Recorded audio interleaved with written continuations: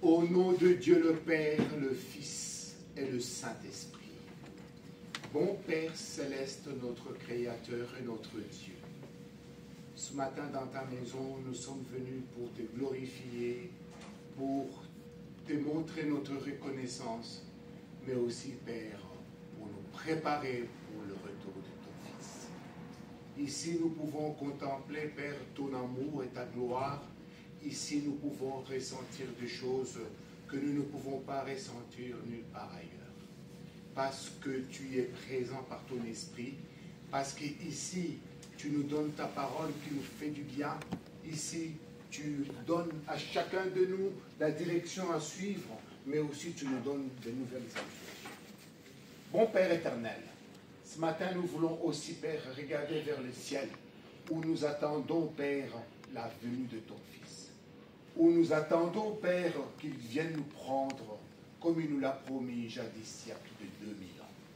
Et cette promesse, lorsqu'elle nous a été donnée, nous l'avons acceptée avec un cœur croyant. Parce que cette promesse, elle est valable encore ici, aujourd'hui. Cette promesse, nous l'écoutons, Père, dans ta maison. Ce ne sont pas des hommes, n'importe qui nous parlent de la promesse, ce sont des serviteurs que toi, tu nous as donnés. Ce sont les apôtres qui véhiculent ce message. Et ils veulent que ce message soit vivant dans le cœur de tout un chacun. Maintenant, ce matin, Père, nous prions pour nos frères et sœurs qui ne sont pas présents. Nous pensons aussi à nos frères et sœurs qui sont en difficulté. Nos cœurs se joignent avec ceux qui sont malades. Nous prions pour tous ceux qui sont dans des situations de grande détresse. Nous prions particulièrement pour tous les chrétiens du monde entier qui sont persécutés parce qu'ils sont tout simplement des enfants, parce qu'ils appartiennent à Christ, parce qu'ils annoncent la bonne nouvelle du retour de Jésus-Christ. C'est pour cela qu'ils sont persécutés. Bon Père, fortifie-le et accorde-le tous, Père. Ton aide et ton soutien, que tous sentent que tu es avec eux, que tu les accompagnes, bon Père. Nous prions aussi, Père, pour tout ton peuple, pour l'humanité. Nous prions, Père éternel, pour l'homme qui souffre sur cette terre par manque d'amour. Père, nos cœurs aussi se joignent aussi avec nos bien-aimés qui ont vécu des situations difficiles. Et ceux qui sont venus ce matin dans ta maison avec des questions, bon Père, ne les oublie pas pour les répondre. Il y a encore tant des hommes qui cherchent sur ton chemin. Et nous, Père, nous voulons te rappeler tout simplement que tu avais dit, je me laisse trouver par ceux qui me cherchent. Alors permettre qu'ils puissent, Père, trouver ton chemin ce matin. Nous cherchons maintenant la communion de l'Esprit avec l'apostolat de ton Fils. Nous prions pour l'apôtre patriarche. Nous prions pour l'apôtre des districts ainsi que notre apôtre. Nous prions pour tous les serviteurs qui sont derrière ton autel et tu les connais tous. Et nous te demandons, bon Père, qu'ils soient tous remplis de ton esprit et que permet aussi que ta parole, Père, puisse également être dite partout où il y a ton autel. Accorde-nous cette belle unité et à travers cette unité, Père, la force dont nous avons besoin. Père, accorde-nous bien plus que nous t'avons demandé. Au nom de ton Fils, bien-aimé dans l'apostolat. Amen. Amen. Amen. Bien-aimés dans le Seigneur, chers frères et sœurs, pour ce service divin, notre apôtre patriarche nous a donné une parole tirée de l'Apocalypse 22, le verset 20. C'est lui qui atteste ces choses dit, oui, je viens bientôt. Amen. Viens, Seigneur. Reprenez place.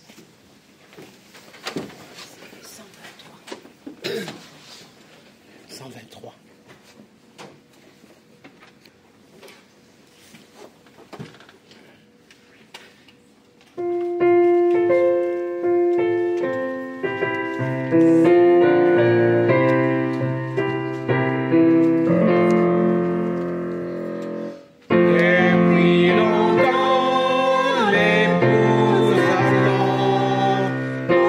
Jésus dans les nuits.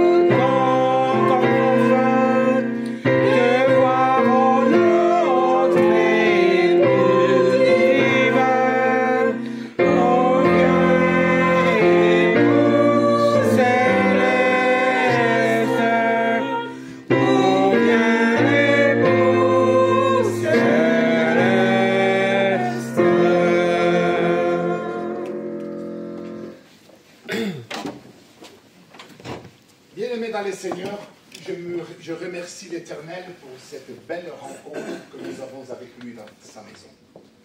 Et vous avez chanté et vous avez parlé plus de l'épouse que de l'époux. Je sais que l'époux, c'est notre Seigneur Jésus-Christ qui nous a rachetés, qui nous a aimés avant que le temps ne fût. Vous savez, quand j'ai lu cette parole aujourd'hui, je me suis posé tant de questions. Je me demandais comment est-ce que Dieu a pu faire en sorte que le message de Jésus-Christ soit très très bien imagé par l'époux et l'épouse. C'est une image, c'est ce que l'apôtre Jean avait vu quand il était sur l'île de Patmos, où l'Éternel lui a montré son avènement, comment les choses allaient se dérouler. Cet homme qui, comme nous, pécheurs, qui a été choisi par le Seigneur lui a fait une révélation. Il lui a dit, tout ce que tu vois, ne le garde pas pour toi seulement. Communique à tes frères et sœurs. Fais en sorte que ce message que je te laisse, que je te donne, tu vois, transmets aux autres qui ne sont pas là. Mais Jésus savait que ce message allait nous atteindre aussi. Jésus savait que nous aussi, nous allions aussi attendre l'épouse comme lui, cet homme et les apôtres dans le passé l'ont entendu.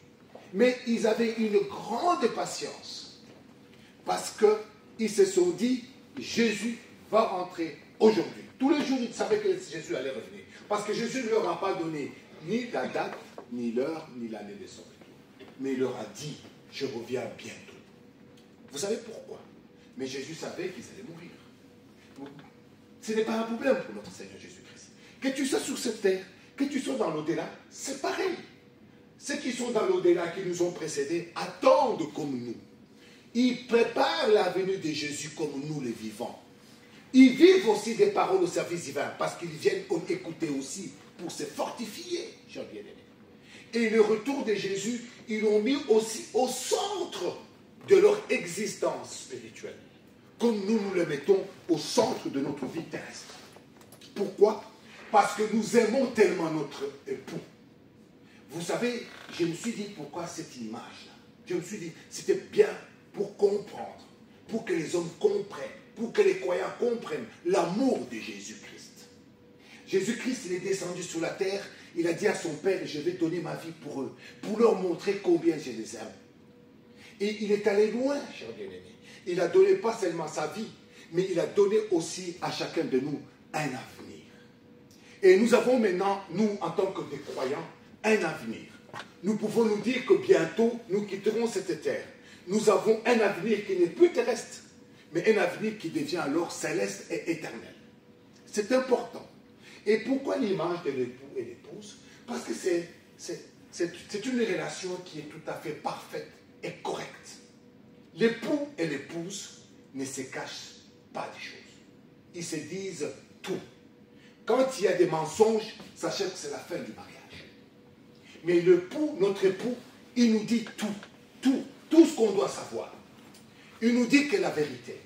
Il ne ment pas, il nous dit la vérité. Un bon époux, il doit dire à son épouse ses projets. Je vais maintenant poser la question autrement. Est-ce que nous, en tant qu'épouse, est-ce que nous associons notre époux dans notre projet de tous les jours, même le projet terrestre? Est-ce que nous associons Jésus? Lorsque nous commençons notre journée, est-ce que nous la commençons avec lui et que nous disons, mon époux, conduis-moi durant la journée, sois à mes côtés parce que j'ai envie de sentir ta présence. Comment est-ce qu'on sait que deux personnes s'aiment? Vous allez voir, ils se tiennent par la main. Ils marchent ensemble. Ils ne se séparent pas, mes bien-aimés. Je vois des couples ici qui sont toujours l'un à côté de l'autre. Pourquoi? Parce qu'ils s'aiment. Ils veulent rester ensemble. Ils veulent vivre ensemble. Ils veulent partager, que ce soit la joie, que ce soit le malheur. Ils les partagent ensemble. Pourquoi? Parce qu'ils s'aiment. C'est la même chose avec notre Seigneur Jésus-Christ. C'est pour cela qu'il a commencé d'abord par dire nous sommes sa fiancée. Comment est-ce que nous sommes devenus la fiancée de Christ? Quand nous sommes venus ici, c'est lui qui nous a appelés, il a fait connaissance avec nous. Quand il a envoyé les serviteurs venir nous apporter la bonne nouvelle, nous avons croisé un serviteur de Dieu qui nous a amené à l'église. Et là, Jésus-Christ, nous avons commencé à écouter la parole. Et là, notre relation était des relations de fiançailles. Jésus apprenait à nous connaître, nous on apprenait à Jésus à le connaître. Nous lisions la Bible, on nous a dit des choses qui nous ont fait du bien. Et puis un jour, nous avons décidé que nous soyons baptisés. Et nous sommes venus, on nous a baptisés. Ça, c'est l'étape de notre fiançailles. Donc, Jésus, lui, nous connaissait, mais nous, on ne le connaissait pas. Et Jésus faisait en sorte que nous puissions les connaître, connaître son amour, connaître ce projet qu'il avait pour nous. Mais nous, on était encore au début. Puis les fiançailles, et puis un jour, il décide alors d'être avec nous comme un temps. Et comment ça s'est passé, mes bien-aimés? Lorsque nous avons été baptisés de l'Esprit par l'apôtre de Jésus. Et là, nous sommes devenus alors sa propriété. Et notre nom a été inscrit au ciel dans les registres de Jésus-Christ, dans son royaume, lui-même, par amour. Et nous sommes devenus son épouse. Maintenant, regardons comment ça se passe. Jésus qualifie notre rencontre comme la plus, je vais dire, la plus belle des fêtes que le ciel n'a jamais organisée. Ça sera la noce de l'agneau. Et Jésus a pris cette image de noce. Parce que noce, c'est une rencontre. Au jour des noces, quand il y a une noce, quand on est invité dans une noce, vous allez voir, mes bien-aimés, que l'épouse, elle est habillée autrement. Elle a une belle robe. D'ailleurs, on dit que c'est la plus belle. Et en même temps, l'épouse, elle ne regarde que son époux. Et dès qu'ils sont mariés, ils se tiennent par la main, ils marchent vers l'autel. Et nous, il nous considère comme son épouse. Pourquoi? Parce qu'il nous aime de la même manière qu'un mari aime sa femme. Alors Jésus partage avec notre quotidien. Et là, nous serons au ciel. Qu'est-ce qui va se passer, mes chers bien-aimés? C'est ce qui est beau. C'est ce que Dieu a montré à Jean. Nous serons heureux pour l'éternité. Nous verrons Dieu tel qu'il est. Et bien, bien-aimés, nous porterons un nouveau corps qui va nous permettre de le voir, notre époux.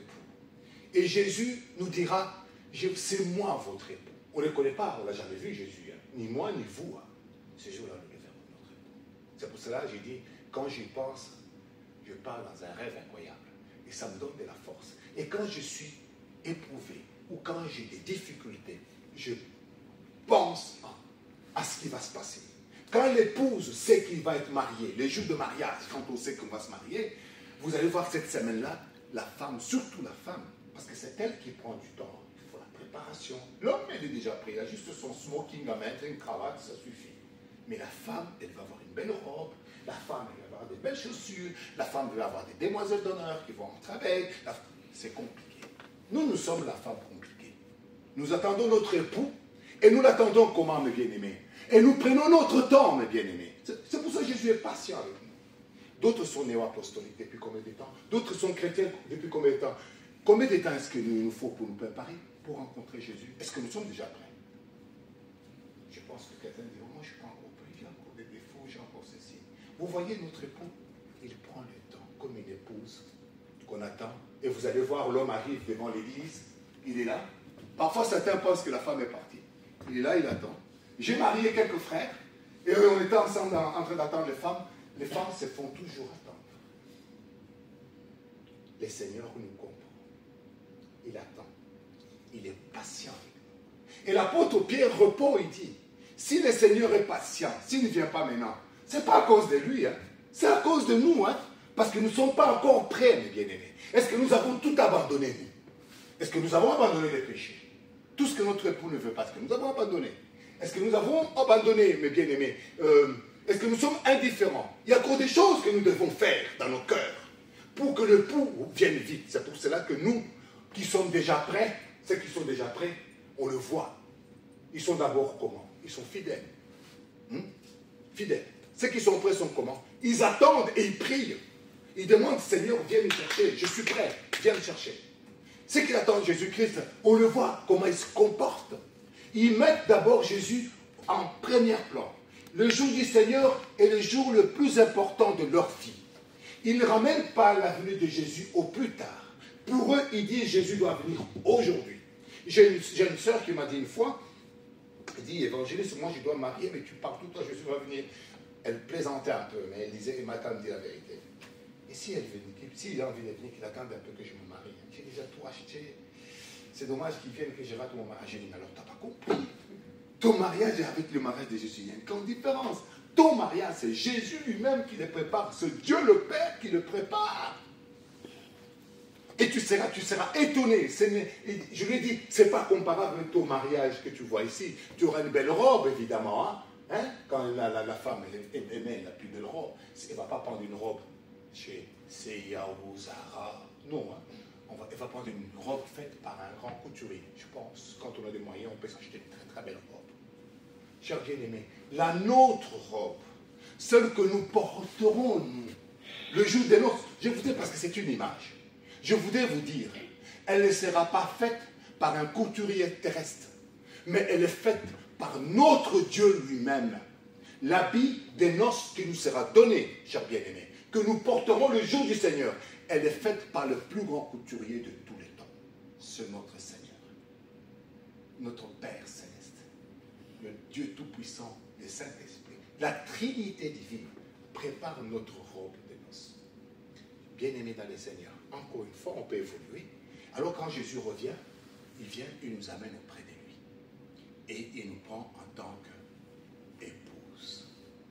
Épouse qui a été fidèle, épouse qui attendait l'époux, l'épouse qui s'est préparée, l'épouse qui s'apprête à être belle, encore plus belle. On ne va pas faire attendre Jésus et quand il vient, on trouve que rien ne s'est fait, on n'a rien fait.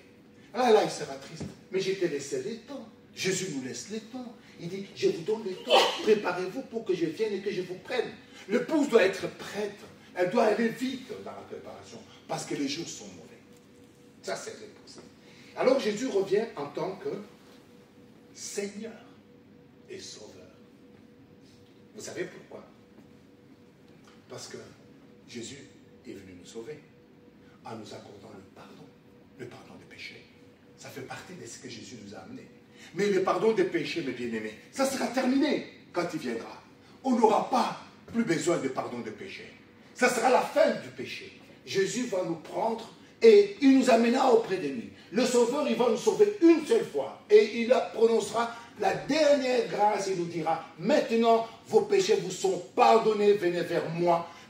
Je vous aime. Je veux vous prendre avec moi. Le Sauveur, il viendra nous chercher comme ça. Jésus, en tant que Sauveur, il va nous permettre à ce que nous rentrons dans la communion parfaite avec Dieu. Je parle bien de la communion parfaite. Ici, nous sommes toujours en communion avec Dieu, je pense. Mais cette communion est souvent interrompue. Vous savez par quoi? Par le péché. Le péché interrompt notre communion avec Dieu le Père et le Fils et le Saint-Esprit. Jésus vient pour nous faire entrer dans la communion éternelle et parfaite. Vous savez ce que ça veut dire parfait? Quelque chose de magnifique, de pur. Jésus nous rentre dans cette communion avec le Père, le Fils et le Saint-Esprit. Nous venons comme eux, semblables à eux. Et dès que nous rentrons dans cette communion, mes bien-aimés, Satan ne pourra plus jamais s'approcher de nous. Ça, c'est magnifique. Que nous rentrons dans cette belle et parfaite communion. Et qu'est-ce qui fait alors? Il n'y aura plus de séparation. Il n'y aura plus de séparation. C'est que nous resterons avec Jésus pour l'éternité.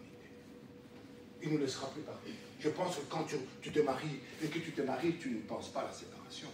Peut-être, oui, quand vous allez au niveau administratif, on commence à vous parler déjà des divorces. Mais en cas de séparation, vous avez un patrimoine, monsieur, madame, vous avez quelque chose. En cas de séparation, ce mot-là n'existera pas auprès de notre Seigneur Jésus-Christ. Nous n'avons rien. C'est lui qui a tout. Il nous dit, venez comme vous êtes, j'ai tout. Je vous donnerai tout, tout ce que j'ai. Vous voyez, mes chers frères, il n'y aura plus de séparation, il n'y aura plus d'amour, il n'y aura plus de maladies, il n'y aura plus de souffrance, il n'y aura plus de guerre. Mes bien-aimés, pourquoi? Parce que le Seigneur lui-même mettra fin à tout cela. Vous voyez, pourquoi nous l'attendons les bons? Pour mettre fin à tout ça. Alors, il vient aussi notre époux en tant que roi. Parce que il vient l'époux, mais il vient comme sauveur, il vient comme roi. Mais comment? Quel roi? Mais le roi des rois, le Seigneur des seigneurs, Il vient nous ramener dans son royaume, mes bien-aimés. Le royaume de Jésus ne se trouve pas sur cette terre. Il n'a-t-il pas dit, mon royaume n'est pas sur cette terre, mais le royaume de Jésus, il est où? Moi, laissez-nous découvrir ce royaume. Qui a envie de découvrir ce royaume? Eh bien, préparons-nous quand l'époux il viendra, il nous montrera son royaume. Ce royaume-là, c'est un royaume où nous vivons de l'éternité à l'éternité. C'est le royaume des cieux. Mais il est tellement bien, ce royaume, que tout ce que je vous ai dit tantôt, nous verrons des choses que nous n'avons jamais vues. Nous verrons d'autres formes, d'autres couleurs. Nous serons, mes bien-aimés, heureux. Nous pleurerons de joie. Et il nous rentrera dans la félicité. Tout ce qui était tout ce qu'on avait avant va disparaître. On ne va plus se souvenir de ce qu'on a vécu. Tellement que la joie sera grande. On ne va plus se souvenir de nos souffrances ni de nos malheurs. Parce qu'on n'en parlera plus. Ça ne sera plus d'actualité. Nous porterons un corps qui va nous permettre à ce que nous ayons toutes les informations dont nous avons besoin. Nous n'aurons même pas besoin de poser des questions à notre Dieu. Tellement que nous rentrons dans cette belle connaissance, mais aussi dans cette belle magnifique communion que je vous ai dit. Cette communion parfaite, qui nous permet que nous ne posons plus de questions. Vous savez, entre époux et épouse, il n'y a pas beaucoup de questions. Vous savez pourquoi? Ils se connaissent. L'époux, quand il regarde son épouse, c'est ça, il n'est pas bien. Puis ils sont invités dans une fête, ils sont en train de manger. Personne ne va s'en apercevoir, mais lui, il va le voir. Ah, il dit, mon épouse n'est pas bien. Tu veux qu'on retourne? Et on retourne. Vous voyez? Il le voit. Il y a des époux, ils sont avec leur épouse, ils sont en train de danser ailleurs, là. La femme est là, il ne sait pas, il ne s'intéresse pas parce qu'il a des amis. Mais une personne, l'époux, quand il aime sa femme, et qui connaît bien sa femme, l'inverse aussi. L'épouse peut regarder son époux et dire, est-ce que tu as mis les médicaments avant de venir? Pourquoi? Parce que tu transpires beaucoup. Tu fais peut-être de l'hypertension. Et parfois, elle a des choses que l'époux, l'exemple, oui, tu as pris les médicaments, l'époux dit, ben non. Ah non, j'en ai dans mon sac. Génial. Génial. C'est ce que l'époux veut. Une épouse qui s'intéresse à lui. Il revient comme mon roi, parce que ça sera la plus belle des choses. Et nous serons dans le royaume des cieux pour l'éternité à l'éternité. Voilà. Et le retour de Jésus est accompagné d'un jugement. On parle d'un jugement. Jésus va revenir pour juger le monde. Tout à l'heure, nous avons parlé avec un frère. Je parlais de comment aura lieu le jugement. J'ai dit, Jésus reviendra pour établir, parce qu'après les 3 ans de noces que nous aurons fait, notre noce, nous allons revenir sur cette terre avec Jésus. Il faut que nous connaissions notre histoire.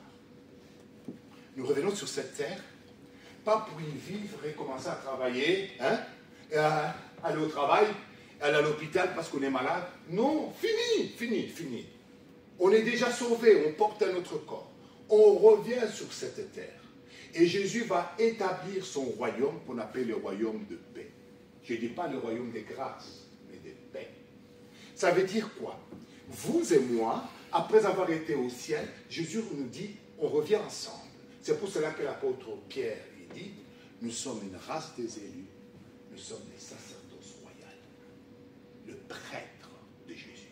Jésus est en train de préparer les futurs prêtres, maintenant, qui descendront avec lui sur la terre pendant les 1000 ans de paix. Le 1000 ans de paix, c'est le moment où le diable sera lié, attaché. Et Jésus va pouvoir atteindre tous les hommes. Il va pouvoir prêcher librement avec nous. Nous prêcherons pour ceux qui sont vivants, mais nous prêcherons aussi pour ceux qui sont dans l'au-delà, qui n'avaient pas accepté la proposition de Jésus-Christ. Il vient pour eux, les bien-aimés. La parole sera libre. Chacun de nous pourra adhérer à la parole. Nous allons enseigner cela, évidemment. Et beaucoup accepteront la parole du Seigneur Jésus-Christ. Pourquoi? Parce que juste après viendra le jugement dernier. Mais je voudrais vous dire, mes bien-aimés, mes chers frères et sœurs, vous qui êtes l'épouse de Christ, Christ ne pourra jamais vous juger. Vous savez pourquoi? Parce que vous êtes l'épouse. Vous avez déjà vu l'époux. qui va juger son épouse. Moi, je connais seulement un, c'était un policier. Sa femme était au salon de coiffure, il avait garé sa voiture, il avait mal garé la voiture. C'était le policier de ce quartier. Il a mis un PV à sa femme. Et sa femme le demandait, mais je suis passé, j'ai vu que tu m'as mis un PV. Oui, tu dois bien te garer. Mais je suis ton épouse. Non, rien à voir. Ça ne sera pas comme ça avec notre Seigneur Jésus-Christ. Nous serons déjà revenus, nous serons parfaits, nous serons en communion avec lui. Et quand nous revenons avec lui, c'est pour les autres. Dieu veut faire à ce que cette parole, il veut que chaque parole atteigne les hommes. Ceux qui n'avaient pas, en fait, Dieu donne une seconde chance aux hommes qui n'avaient pas accepté sa parole. Alors, Dieu leur accorde alors la paix. La paix, ça ne veut pas dire que tout sera parfait. Il y aura toujours un petit peu de choses qui vont se passer. Mais la chose la plus grave va se passer vers la fin. Avant que le 1000 ans de paix se termine, le diable sera relâché. À la fin. Je vous ai dit tantôt que pendant les 1000 ans, lui, il est attaché. Il ne va plus nous empêcher d'écouter la parole. Il ne va plus nous dire, elle ne va pas s'en dire. Non. Un homme de Dieu, un homme de Dieu a écrit une phrase. Il a dit, le diable fait en sorte, maintenant, de nous persuader que lui n'existe pas. Vous savez pourquoi? Il veut nous persuader que lui, le diable, n'existe pas. Pourquoi? Pour que nous puissions faire des choses que nous faisons mal en trouvant que c'est normal. Voilà le travail qu'il fait maintenant. Il a fait en sorte que nous puissions nous croire que Dieu n'existe pas. Il n'y est pas arrivé. Maintenant, il fait le contraire. Il fait en sorte que nous puissions croire que lui n'existe pas. Mais bien aimé, à la fin du temps, à la fin, il va être relâché. Et quand on va le relâcher, il est écrit dans les Écritures saintes, il va revenir en force, il va encore tenter les hommes que nous on aurait prêché, qu'on aurait préparé. Ces hommes-là qui avaient accepté la parole, on dit que leur nombre est comme le sable de la mer. Ils sont tellement nombreux. Il faut suivre encore le diable. Avec quoi? Avec le mal. Parce que le diable, c'est le mal. Regardez, les hommes, ils aiment le mal. Aujourd'hui, on était tranquille. Pendant de nombreuses années, on disait on est bien. Aujourd'hui, maintenant, on a peur. On parle de la 3e guerre mondiale. Je ne connaissais pas ce que c'était une bombe nucléaire. Maintenant, je sais ce que c'est une bombe nucléaire. Voilà. C'est quoi? C'est le mal. Là où il y a le diable, il y a quoi? Le mal. Mais il y a où le Seigneur, il y a le bien. Attachons-nous au bien que le Seigneur nous donne. Nous allons profiter de ce temps que Jésus nous donne. Il laisse sa fiancée se préparer. Fais-toi belle pour le Seigneur. Pas ton corps, mais ton âme. C'est un problème entre toi et le Seigneur. Ce n'est pas un problème avec l'évangéliste, le prêtre. Non. C'est toi et ton Seigneur. Fais-toi belle pour lui. Montre-lui que ce qu'il a fait pour toi a de l'importance à tes yeux. Montre-lui que tu l'aimes aussi, chers frères et sœurs. Jésus nous a montré qu'il nous aimait, non? Il nous a laissé des serviteurs, il nous a laissé des services divins. On a tout le temps, quand on vient ici, nous attendons la parole du pardon des péchés. Il nous pardonne les péchés chaque fois. Il nous pardonne sans condition. Mais il veut juste que nous regrettons, c'est tout. Que nous nous repentions. Il peut remettre les compteurs à zéro. Tous les dimanches, il remet les compteurs à zéro, mes bien-aimés. Pourquoi? Parce qu'il nous aime. Et quand il reviendra, cher bien-aimé, est-ce que tu seras prêt? Est-ce que tu seras prêt? Est-ce que moi je serai prêt? Est-ce que nous devons encore lui dire, attends. Un homme patient, il va dire, écoute, ça fait longtemps que tu m'attends. Même si c'est une femme extraordinaire. 1 heure, tu dis, ben, ça va, un peu 2 heures, un peu 3 heures, tu dis, ben, écoute, elle viendra. Déjà, dans ta famille, ils vont te dire, je crois que tu peux annuler tout. Hein. Mais Jésus ne dit pas ça. Je l'attends toujours. Je sais qu'elle viendra. Parce que je l'aime et qu'elle sait que je l'aime. Comme Jésus a demandé à Pierre, avant de partir, il a dit, Pierre, m'aimes-tu? Pierre a répondu, Seigneur, je t'aime. Il a posé cette question-là 3 fois d'affilée. Et à la dernière, cet homme a répondu, Seigneur, toi, tu sais toutes choses. Tu sais que moi, je t'aime. Et c'est beau. Il dit au Seigneur, tu sais toutes choses. Tu sais, toi, que moi, je t'aime. Est-ce qu'aujourd'hui, on peut dire ça aussi? Maintenant, nous-mêmes, dans nos cœurs, si je vous laissais 2 minutes seulement, est-ce que vous pouvez dire que Jésus sait que je l'aime? Mais tu peux me dire comme tu veux que tu m'aimes. J'ai besoin de ta fidélité. Une épouse doit être fidèle. Un époux doit être fidèle. C'est normal. S'il n'y a plus la fidélité, c'est fini. Mais c'est tout ce que Jésus nous demande. Il ne nous demande pas notre argent, il ne nous demande pas notre fortune, il nous demande juste que nous puissions l'aimer comme lui nous aime. C'est la moindre des choses. Quelqu'un qui t'a donné tout, la moindre des choses, c'est de l'aimer. Et maintenant, la question finale avant de clôturer, pourquoi est-ce que nous aimons le Seigneur? Pourquoi est-ce que nous aimons? Il y a des questions, il y a des gens qui répondent, oh, ouais, parce qu'il m'a promis le royaume des cieux. Oh, parce que je serai un jour au ciel. C'est pour cela que tu l'aimes, parce qu'un jour tu seras au ciel. Cette réponse-là, nous l'avons dans le cœur. Chacun de nous, il sait pourquoi il aime le Seigneur. D'autres, c'est pour qu'ils aient un avenir. D'autres, l'amour. Et ça doit être que l'amour. Je vais vous avouer ce que moi j'ai dans le cœur. Je sais que vous êtes curieux de le savoir, je vous connais. J'aime Jésus parce qu'il m'a témoigné tant d'amour, tellement, que je ne serais même pas capable de le rendre. Si quelqu'un te témoigne autant d'amour, la moindre chose, c'est l'aimer. Je l'aime aussi parce qu'il m'a créé. S'il ne m'avait pas créé, s'il n'avait pas été là, je ne serais pas là. Dernière, je l'aime aussi parce qu'il m'a promis qu'il va me sauver. Et ce qu'il fait, il est dit. Ce qu'il dit, il est fait. C'est pour cela que je l'aime. Et je ne pourrai jamais m'en séparer. Vous voyez? Je pense que vous avez pensé à ces trois choses. Ou bien une chose. Maintenant, mes bien-aimés dans les Seigneurs, alors restons-nous prêts et préparons-nous pour ce retour. Et s'il vient aujourd'hui, soyons prêts, parce qu'il veut, lui, il est déjà prêt. Que notre Dieu soit loué. Amen. Amen.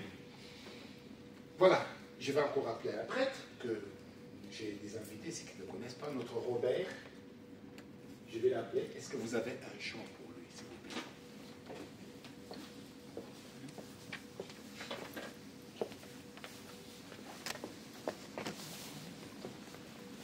« 139.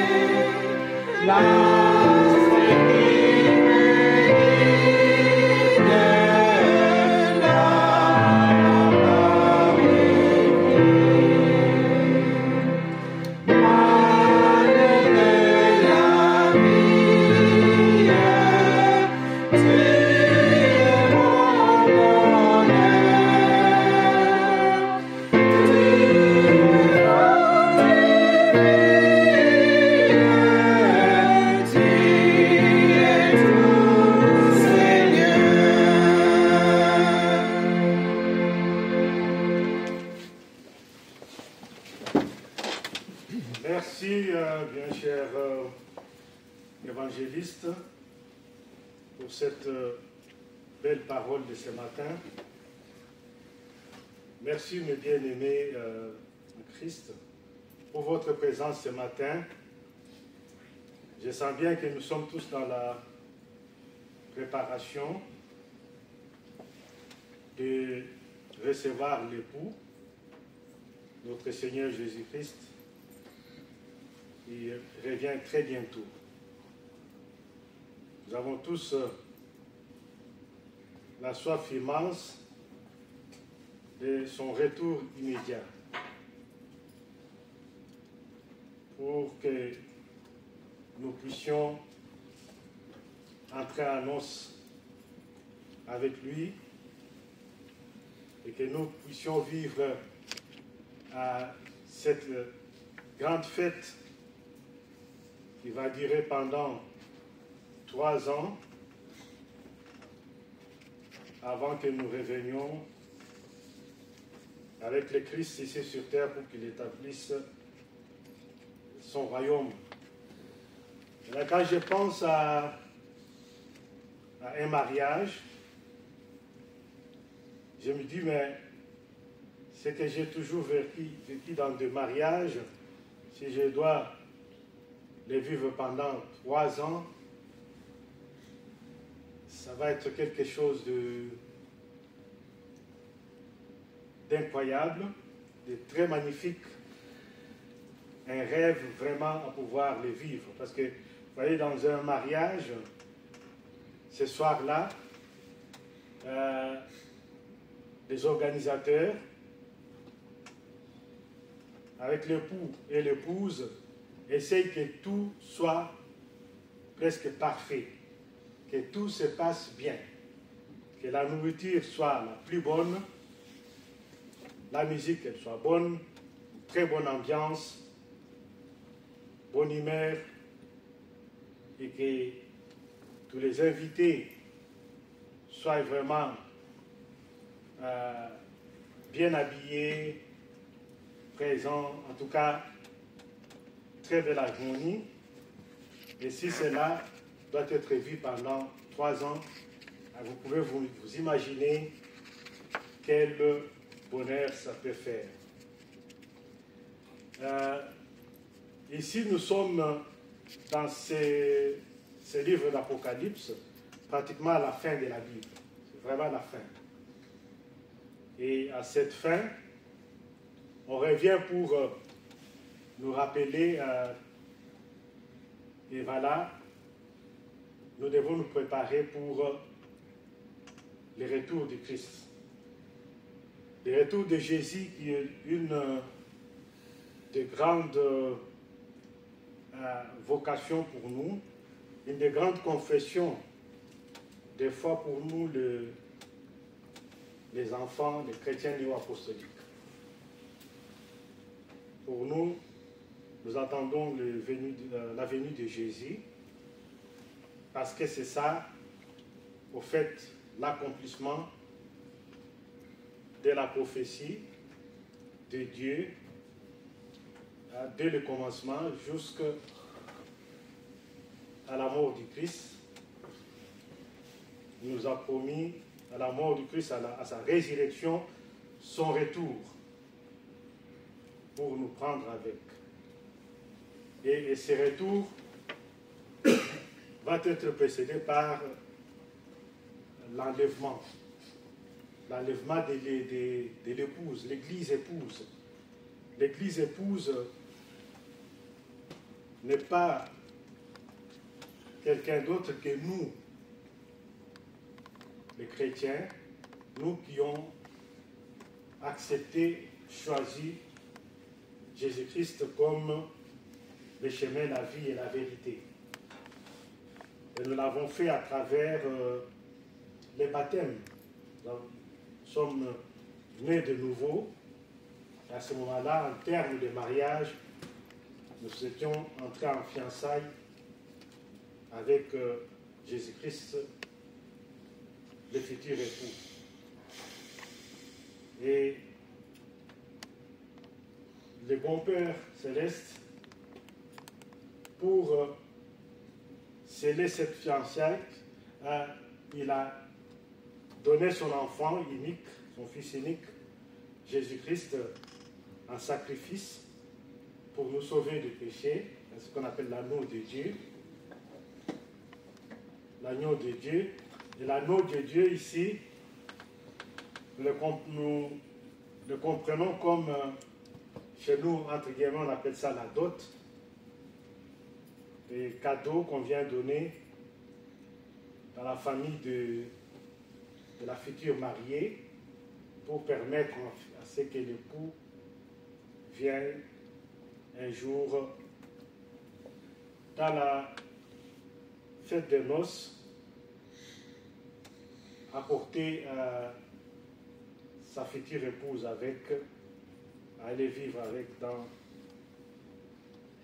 dans sa vie au ciel et dans sa grâce. C'est pour cela, aujourd'hui, ce matin, nous devons avoir confiance en cette parole, avoir confiance à notre Dieu, à son Fils, au Saint-Esprit qui nous guide, qui nous conduit vers ce chemin, qui nous amène vers cette fête certaine il va très bientôt arriver. Et ces jours de noces que nous attendons pour vivre la plénitude de Dieu, au nom puissant de Jésus-Christ, notre Sauveur, notre Rédempteur. Amen. Amen.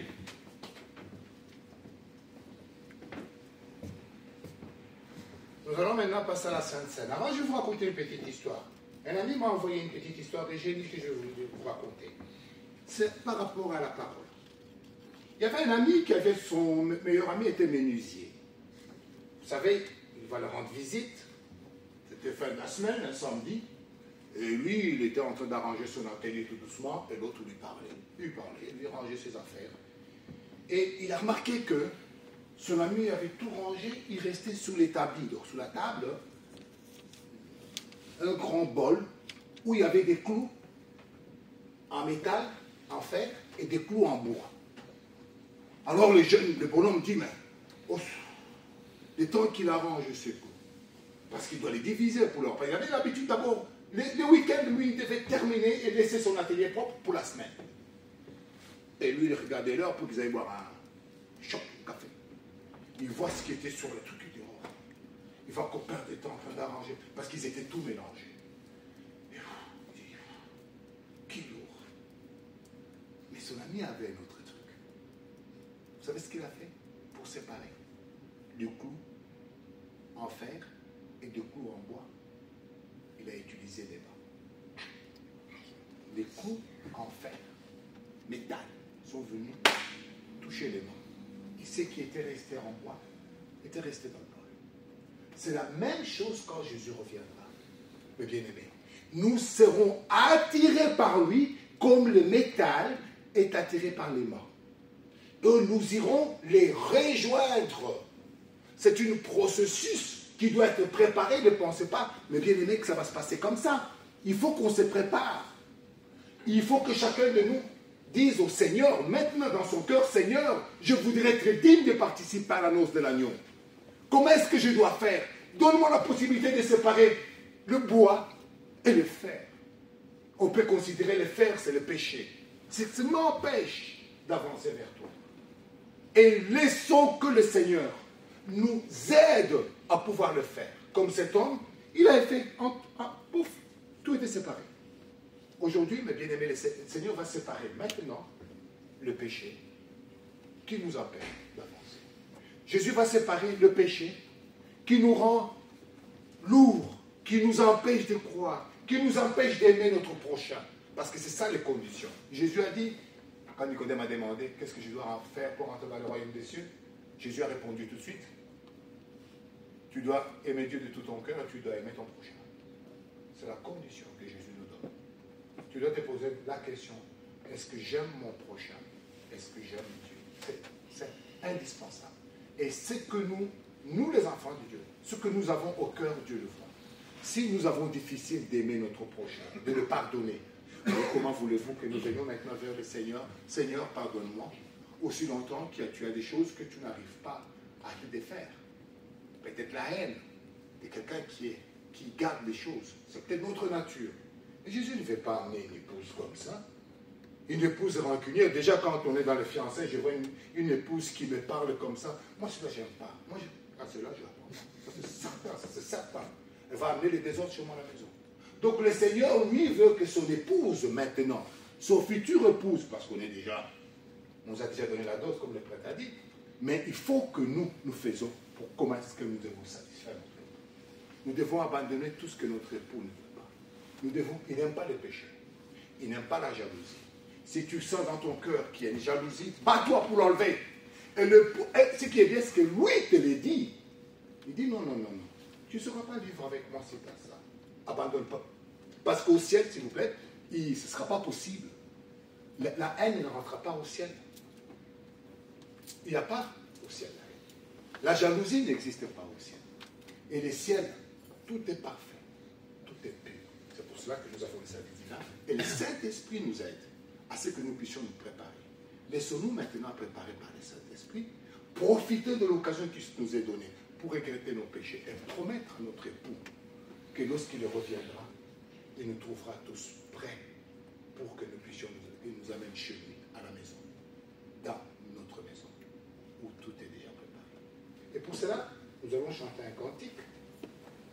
c'était lesquels les numéros? 69. Ah, 69. Prenez vos recueils, s'il vous plaît.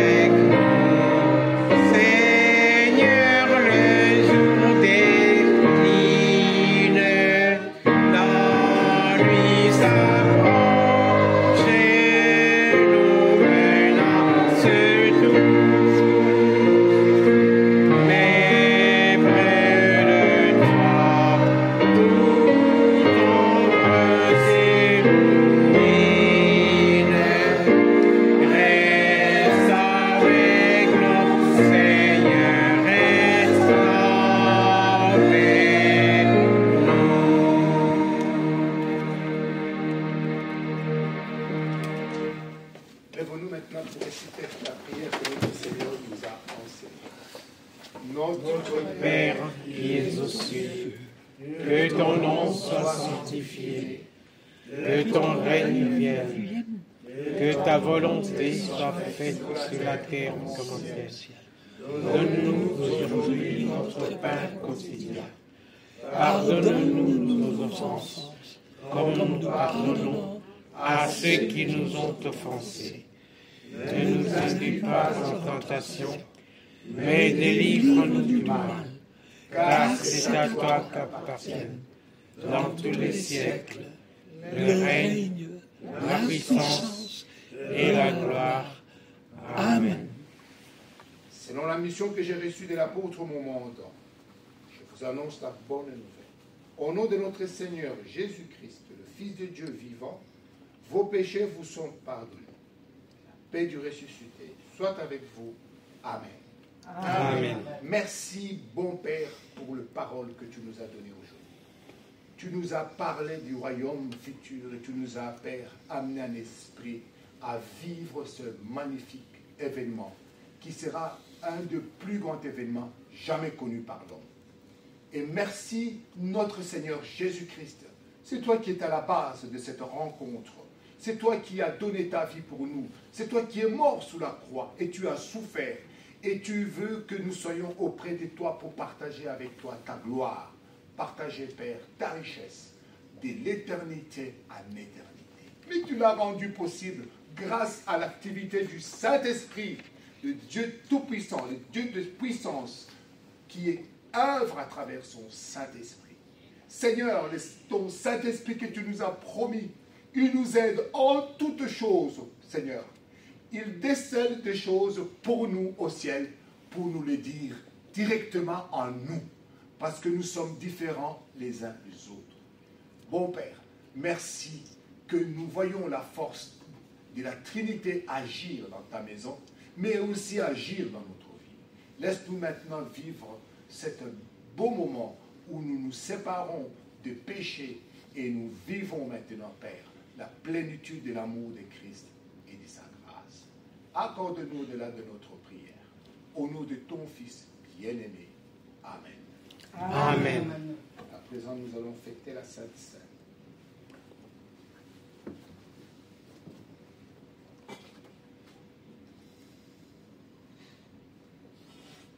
À présent, la table du Seigneur est prête. Au nom de Dieu le Père, le Fils et le Saint-Esprit, je consacre le pain et le vin pour la Sainte Seine. Et j'y dépose le sacrifice unique de Jésus-Christ, valable en toute éternité.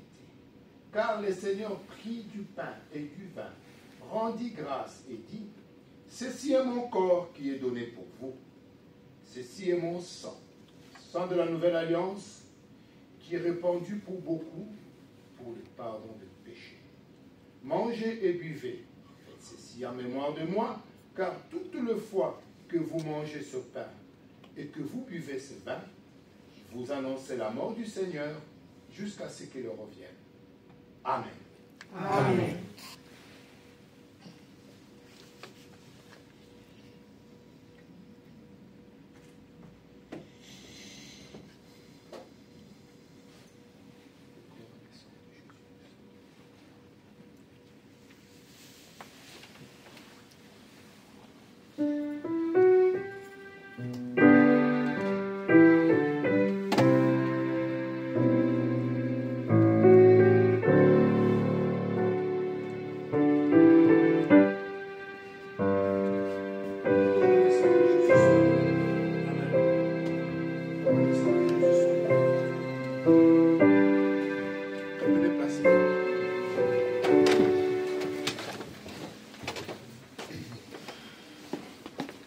Le corps et le sang de Jésus sont donnés pour toi. Amen. Le corps et le sang de Jésus sont donnés pour toi. Amen. Le corps et le sang de Jésus sont donnés pour toi. Amen. Le corps et le sang de Jésus sont donnés pour toi. À présent, nous allons fêter la Sainte Seine et nous chanterons les cantiques 56. 56.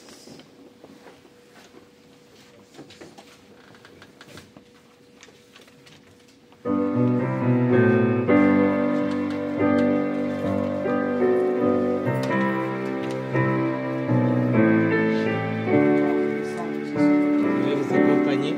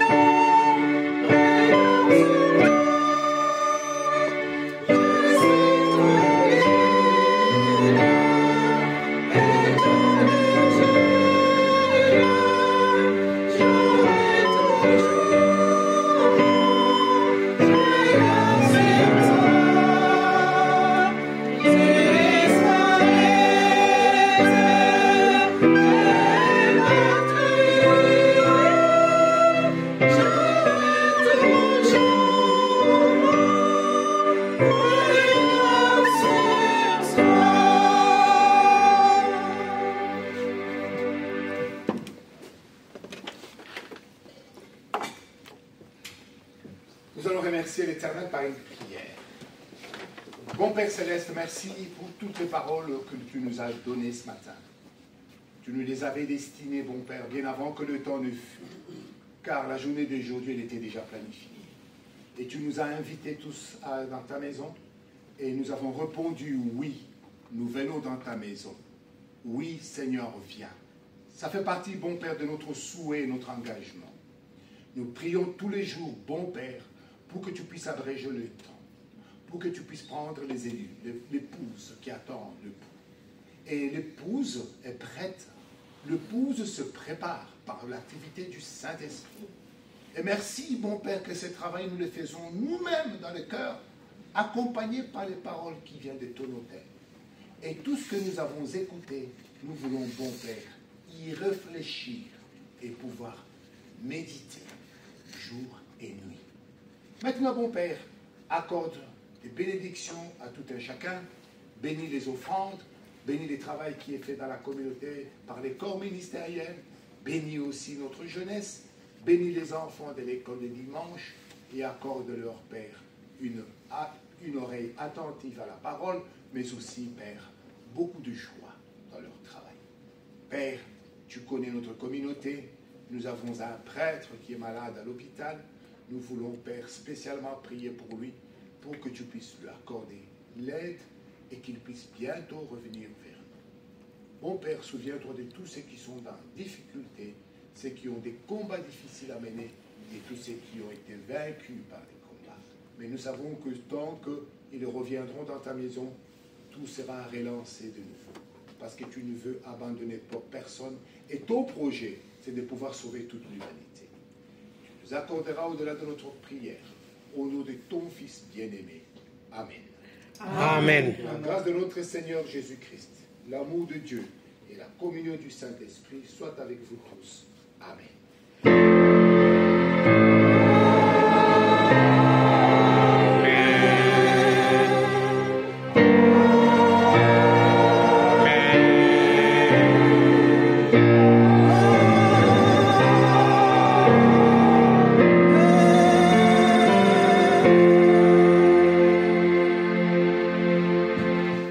Reprenez place, s'il vous plaît.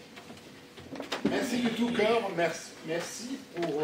je ne vous remercie pas d'être venu, parce que vous venez pour vous. Je vous remercie tout simplement pour vos nombreuses prières. Et comme vous